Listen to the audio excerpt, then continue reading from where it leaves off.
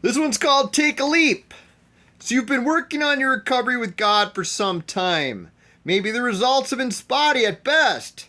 Not seeing the results we hope for can tank our progress. The fire we once had can start to dwindle. The passion we had to be in the Word, prayer, and fellowship wanes.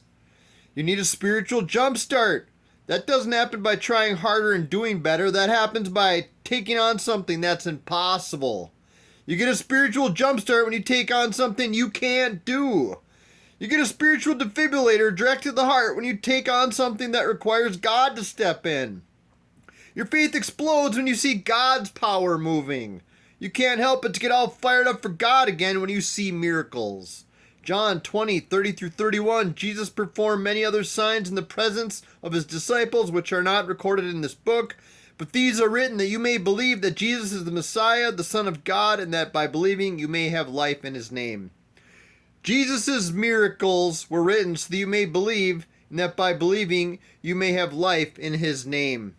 We don't believe and continue believing for no good reason. We believe because we have seen miracles. You want to get back on fire for Jesus? Go and do kingdom stuff that requires miracles. And this doesn't have to be somebody raised from the dead. It can be serving at a soup kitchen. If you've never served like that, you will quickly see the miracle God is performing. The impossible thing that God is doing. The thing you can't do on your own, in your own power, isn't happening out in the cafeteria. It's happening in your own heart. When you hop in your car at the end and you are all alone after serving like that for the first time, you'll be fighting back those tears of joy. Those are healing tears. Let them fall. Don't fight it. Luke 9:1-2, when Jesus had called the 12 together, he gave them power and authority to drive out all demons and to cure diseases. And he sent them out to proclaim the kingdom of God and to heal the sick. When Jesus gave his disciples power and authority to drive out all demons and cure diseases, responsibility of seeing miracles was now squarely on their shoulders. Understand, you are Jesus' disciples. The believing that comes from seeing miracles is now your responsibility. If our faith explodes from seeing miracles, we need to be out there doing kingdom stuff. Doing kingdom stuff heaps fuel on our fire. It ignites our passion. When our passion for Jesus blows up, we don't have to try harder and do better at waking up early to be in the Word and prayer. We wake up before our alarm clock in the morning because we can't get into the presence fast enough. It's no longer a struggle or something to cross off our to-do list. We desire it. We long for it. Watch your recovery blow up. It was once stagnant, but after serving and having your heart re-energized, you run to your Papa in heaven because he is more real. You want God to be real, go do miracles. The miracles might just be the healing of your own heart. That's recovery. 1 Peter 4:10, as each has received a gift, use it to serve one another as good stewards of God's varied grace. Galatians 5:13-14, if you are called to freedom, brothers, only do not use your freedom as an opportunity for the flesh, but through love serve one another. For the whole law is fulfilled in one word, you shall love your neighbor as yourself. Luke 6:38, give and it will be given to you. Good measure, pressed down, shaken together, running over, will be put into your lap. For with the measure you use, it will be measured back to you. What is a miracle? We have to be watching and looking for them. Don't miss them. A miracle can be subtle. It doesn't have to be a blind person seeing. It can be a smile from someone who, if not for your interaction, had no reason to smile because of all the hard things they have going on that you have no idea about. Now, someone might argue that's lowering the bar to what a miracle is, but I've been on the receiving end of someone's kind gesture that got a smile out of me during a hard time. We all have. I don't know if you've noticed, but most people aren't walking around trying to brighten other people's days. Most people are minding their own business. You can walk around all day and not ever be noticed by the general public.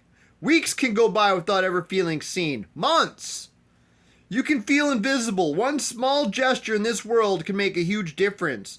I call that a miracle.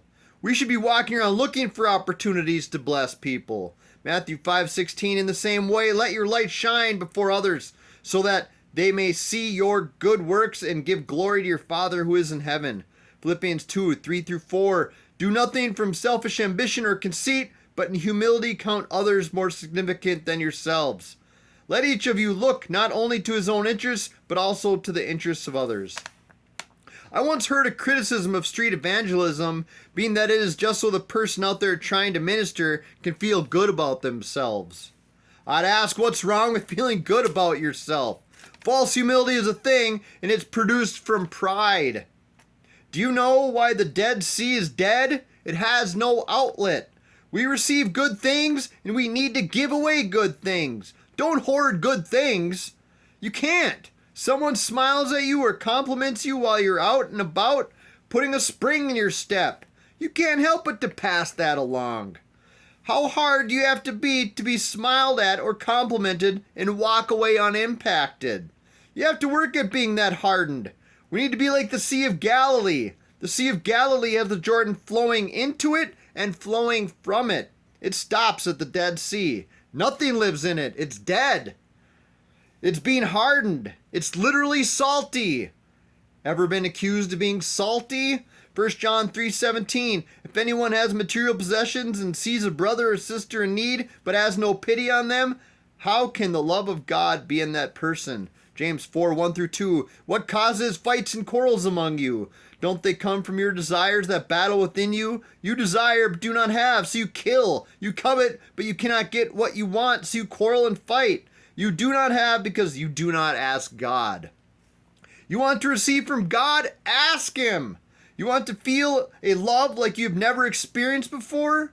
A hope you never knew was possible? A security that you only dream about? Close your eyes right now. I don't know where you are with God. He knows. You know.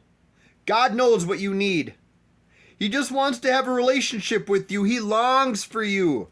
Doesn't your heart just warm up when your elusive teenager acts like they're little again toward you?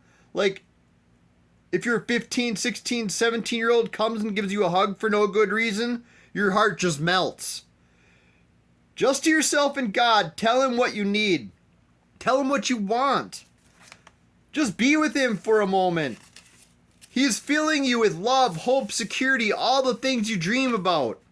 He's filling your well. That is where we draw from when we give to others. Psalm 139, 1-5, O Lord, you have searched me and know me. You know when I sit down and when I rise up. You discern my thoughts from afar. You search out my path and my lying down and are acquainted with all my eyes, or all my ways. Even before a word is on my tongue, behold, O Lord, you know it altogether. You hem me in, behind and before, and lay your hand upon me. Zephaniah 3:17, the Lord your God is in your midst, a mighty one who will save. He will rejoice over you with gladness. He will quiet you by His love. He will exalt over you with loud singing. God exalts over you with loud singing. Let that sink in. We come to Him like children to their Father, and He melts. He gives us gifts, and we give those gifts away to others, and we see small but profound miracles. It makes us desire to be in God's presence even more, and we feel our hearts soften and heal. Everyone is recovering from something different, but the road to recovery is the same. We just need to take a leap of faith. For some of us, smiling and giving a compliment to a stranger is an everyday occurrence. Stopping and praying for someone in need might be something you do regularly. Serving at a soup kitchen might be something you do all the time. If that's you, I challenge you to just do something you've never done before. Stretch yourself. There's an opportunity to serve at a church in Bloomington. No, that's for the group tonight. I'm going to have my buddy share this opportunity to serve in a soup kitchen. So this is an opportunity for some of us that might never have served before to serve. But it's also an opportunity for others to accept my challenge and stretch yourself. Maybe you prayed for healing for someone in a wheelchair, but have never asked them to stand up before. I don't know where your bar is. Let's go for it. Whether it's someone getting up out of a wheelchair or a smile from someone going through a hard time, let's not miss the miracle. We can't know what someone is going through. We can't know how answering the call of God in our lives will impact someone else's life, someone's eternity. We don't know how it impacts us, though. Or we do know how it impacts us, though. Our faith explodes. Our hunger for the Lord increases. Our desire to be in His presence grows. We get healed. We recover. Our families heal. Our families are restored.